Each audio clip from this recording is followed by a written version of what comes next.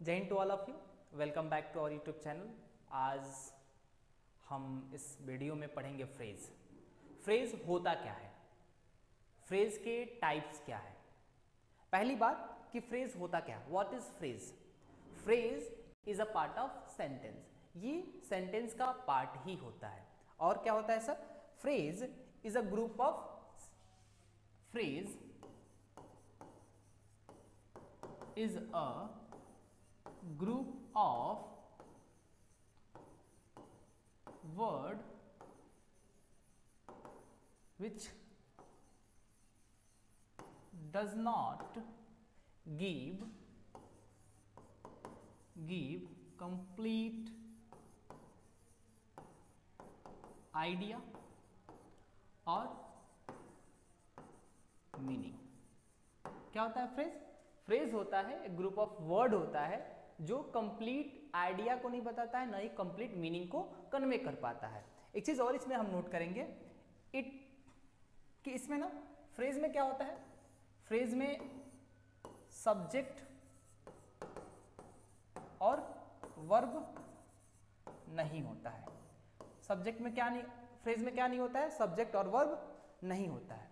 ठीक है, तो फ्रेज क्या होता है, फ्रेज होता है ग्रुप ऑफ वर्ड होता है जो कंप्लीट मीनिंग नहीं देता है और इसमें सब्जेक्ट और वर्ब नहीं होता है।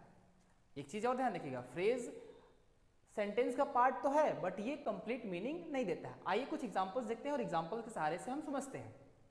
जैसे देखिए, boys are playing in the field. In the field क्या है, ग्रुप ऑफ सेंटेंस है ना, ग्रुप ऑफ वर्ड है ना, ग्रुप ऑफ वर्ड है लेकिन ये कंप्लीट मीनिंग नहीं दे रहा है, तो इसलिए क्या हो जाएगा, ये फ्रेज हो जाएगा। और एक चीज और ध्यान देंगे तो इसमें ना तो कोई सब्जेक्ट दिखेगा आपको, ना ही कोई वर्ब दिखेगा। ठीक, अब देखिए दूसरा एग्जांपल क्या है, Ram was going to be a doctor. To be a doctor, इसमें भी कोई सब्जेक्ट नहीं है और कोई वर्ब नहीं है। ठीक है, तो ये क्या हो जाएगा, ये फ्रेज हो जाएगा। हमने फ्रेज के बारे में क्या समझा कि फ्रेज में सब्जेक्ट और वर्ब नहीं होता है, ये पार्ट ऑफ सेंटेंस होता है और ये कंप्लीट मीनिंग नहीं देता है। चलिए टाइप्स ऑफ फ्रेजेस क्या होते हैं उसको डिस्कस करते हैं। पहले उसके बारे में जानते हैं कि होता क्या है, कितने होते हैं types of phrases. Types of phrases होता है, नाउन फ्रेज होता है, एडजेक्टिव फ्रेज होता है, एडवर्ब फ्रेज होता है, प्रीपोजिशनल फ्रेज होता है और एट लास्ट वर्ब फ्रेज होता है। तो there are 5 types of phrases.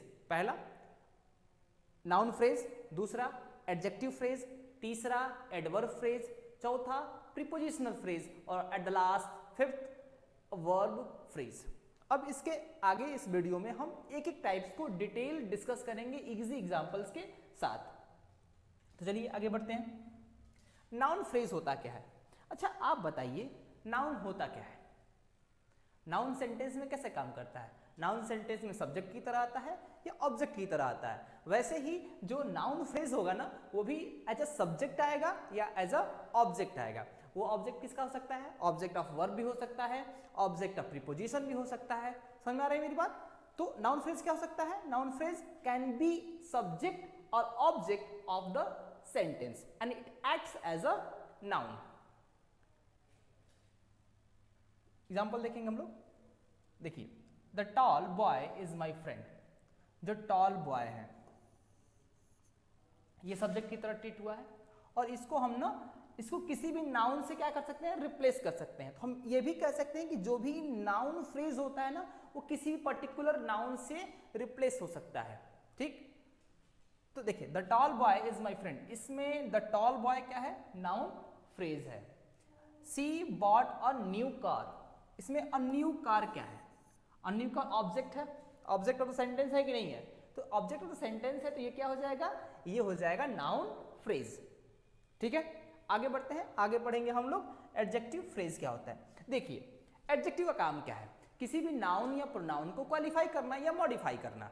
किसी भी नाउन या प्रोनाउन के बारे में एडजेक्टिव करता है, उसकी विशेषताएं बताता है, कैसा है, कहाँ है, कैसा है।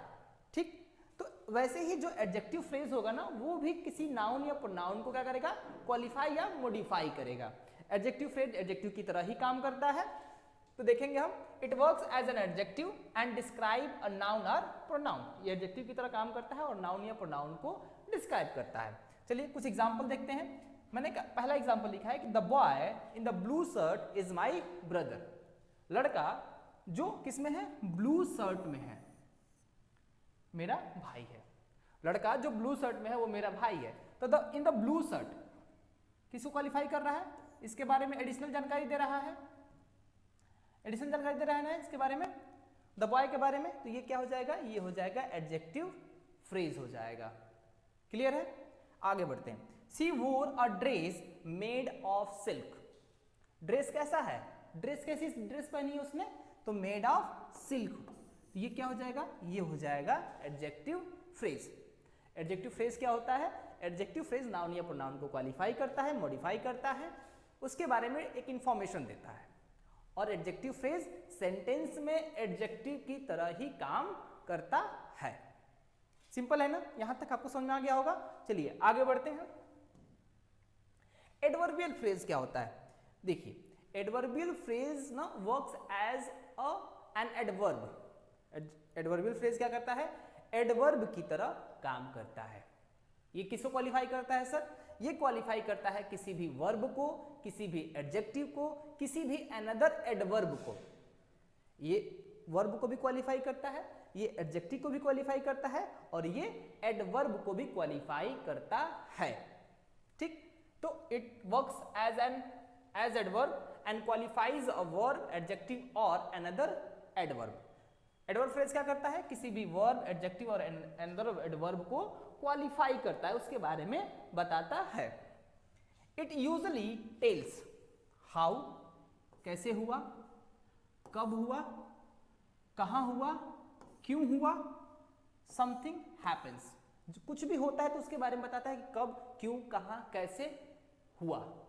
ठीक, इसे देखिए, he spoke in a loud noise. वो कैसे बोला, वो तेज आवाज में बोला। कैसे बोला, वो तेज आवाज में बोला, इन अ लाउड नॉइज। तो ये क्या हो जाएगा सर, ये हो जाएगा एडवर्बियल फ्रेज। क्या हो जाएगा, एडवर्बियल फ्रेज हो जाएगा। ठीक, अब बात करते हैं। She finish the work very quickly. उसने काम खत्म कर दिया, कैसे, बहुत तेजी से। कैसे, बहुत तेजी से, वेरी क्विकली।